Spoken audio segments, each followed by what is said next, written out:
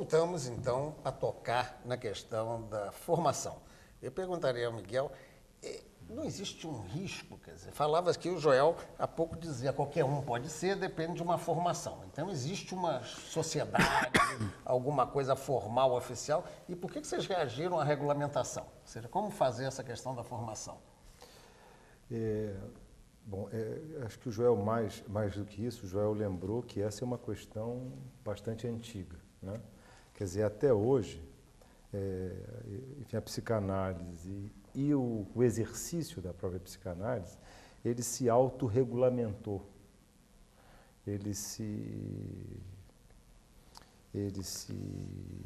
deixou atravessar pelas necessidades dos analistas, pelo modo com que as demandas de análise chegavam, enfim, aos analistas, enfim, até que aqui entre nós, há um pouco tempo, enfim, a psicanálise passou a ser disputada como um mercado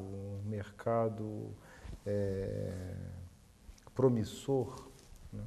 E principalmente explorado por pastores evangélicos, né, que começaram... Como isso?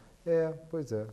É uma história que começa, eu não sei precisar quantos anos atrás, talvez 5, 10 anos atrás, em que os pastores, enfim, decidiram, né, que eles poderiam dar formação analítica em 2 anos, se não me engano, com uma aula aos sábados, e o que eles chamavam de análise didática, que é uma experiência bastante distante do que o Joel e que o Eduardo precisaram, né, que é a necessidade de análise pessoal de um analista. Quer dizer, a análise didática, tal como postulada na pretensão desses evangélicos, são palestras que são feitas, acho que uma vez por mês, se eu não me engano, onde conhecimentos sobre a vida, enfim, dessa ordem, enfim, conhecimentos dessa ordem são então transmitidos. Quer dizer, eu acredito que aqui entre nós, eu não acho que isso tenha sido assim em todo o mundo, mas aqui entre nós, isso passou a exercer uma pressão bastante considerável sobre os analistas para que eles se debruçassem sobre essa questão. Quer dizer, o que é que se pode fazer para que se, quer dizer, regulamente, né, a psicanálise.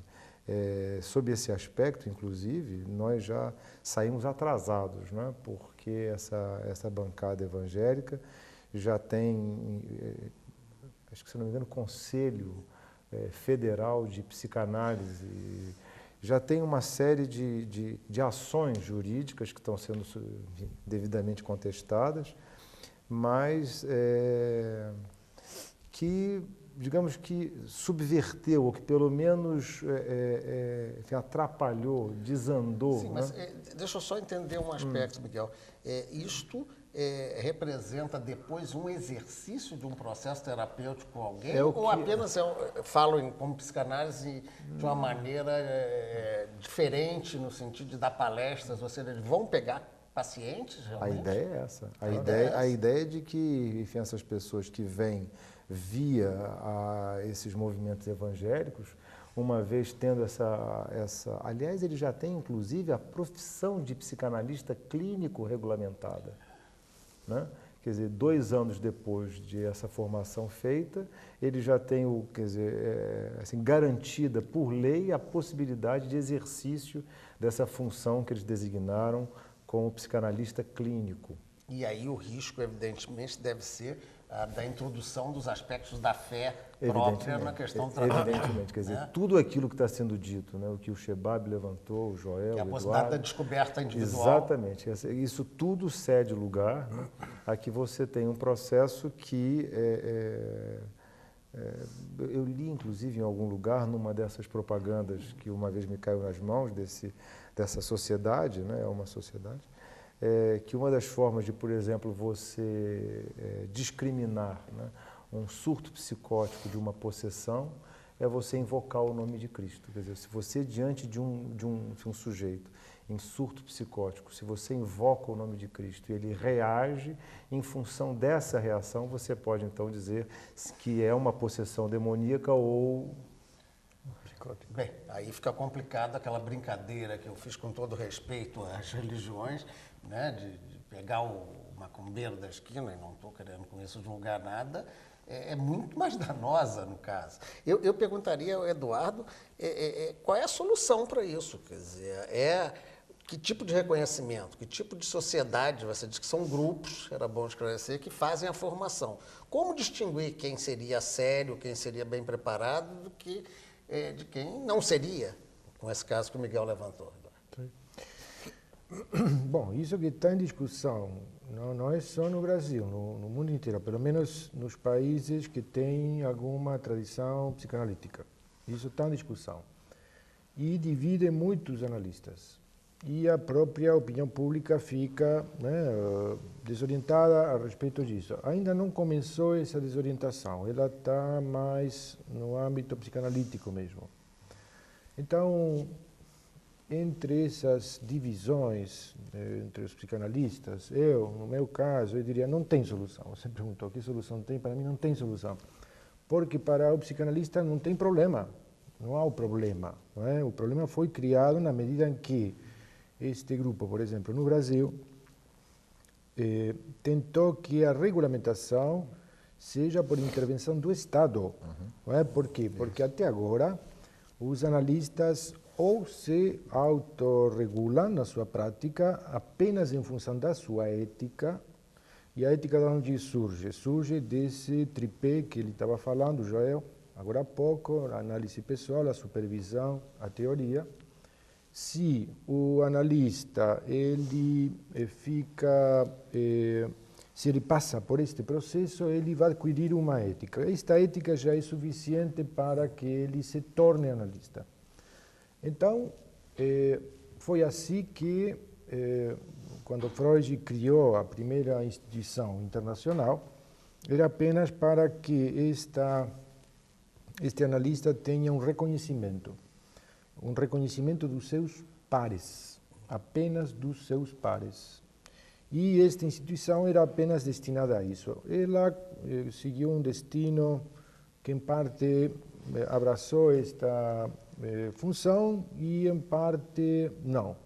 Então, isto fez com que não seja a única instituição psicanalítica que poderia dar este reconhecimento.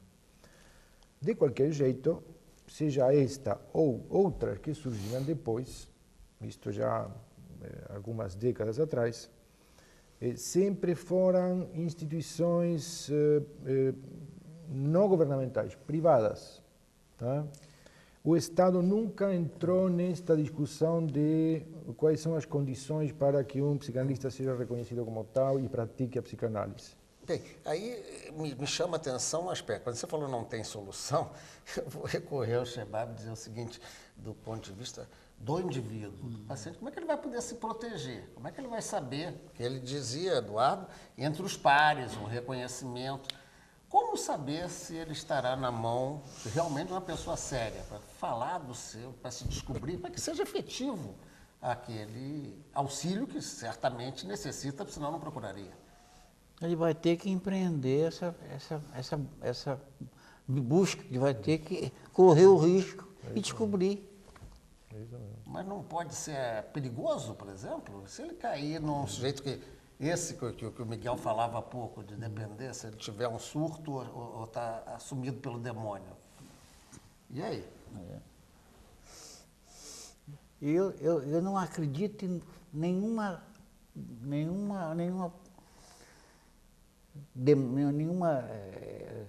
orientação que possa deixar a pessoa livre para fazer a análise dela.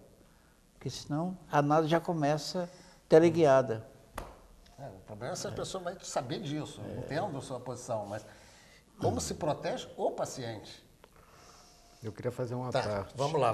Eu queria fazer uma parte porque eu acho que essa discussão, que hoje em dia ela desembocou nos evangélicos a respeito da regulamentação da psicanálise, ela começa antes. Ela começa antes, eu acho que os evangélicos e o demônio é apenas o ponto de chegada de uma história anterior, onde, apesar de todo o protocolo na perspectiva freudiana, era um protocolo de que o psicanalista não precisaria ser médico, é aquilo que o Freud chamava da análise leiga, né?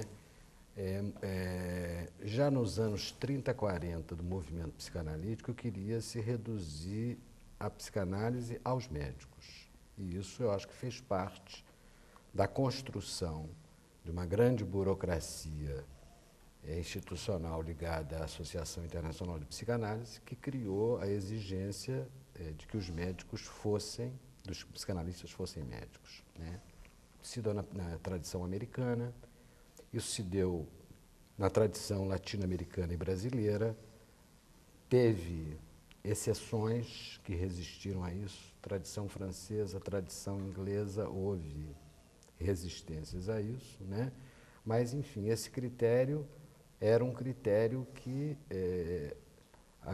ser médico era a condição para ser psicanalista, o que, de uma certa maneira, resvalava a psicanálise para uma especialidade psiquiátrica. Quer dizer, quando o movimento psicanalítico começou a se expandir no Brasil nos anos 60, 50, 70, né, o boom da psicanálise no Brasil, e que foi a época em que os cursos de psicologia começaram a crescer também, muitos psicólogos queriam ser psicanalistas. Então, a primeira tentativa de lei da psicanálise no Brasil, ela foi criada por um deputado na Assembleia, na Câmara dos Deputados, né? Lei Julianelli, se não me engano era isso, feita por uma busca das instituições da IPA para manter o Estatuto Médico da Psicanálise. Ou seja, teria que ser o que a gente hoje distingue como psiquiatra, né? Se for Uma tentativa, médico. exatamente, uma tentativa de quê? De fechar o mercado, porque a questão é essa, da psicanálise para os médicos e não para os psicólogos, tá certo?